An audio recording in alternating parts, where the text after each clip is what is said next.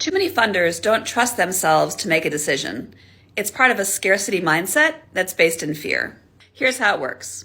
A funder pretty much knows the answer to a question, but decides to gather lots and lots of data, basically to reassure themselves that they're right. This looks like surveys, focus groups, learning tours, all kinds of data gathering. One family foundation wanted to hire a consultant for what they thought was a $50,000 consulting engagement.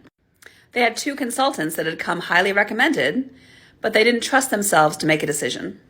So they decided to issue an RFP, a request for proposals, to find a consultant.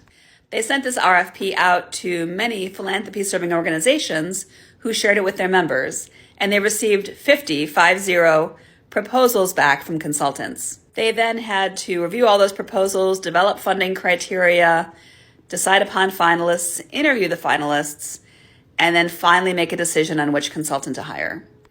I had them estimate how much time they spent doing all this, including developing and approving the RFP, and multiply that number of hours by their hourly rate.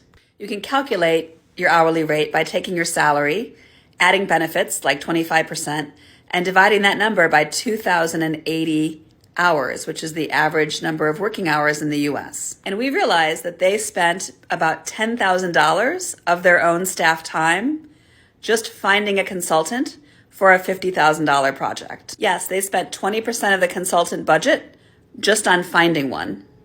It's another 6 months behind schedule, and they have a consultant who, quite frankly, is no more talented or prepared than the first 2 they talked to. Because despite all their wealth, most funders experience a scarcity mindset.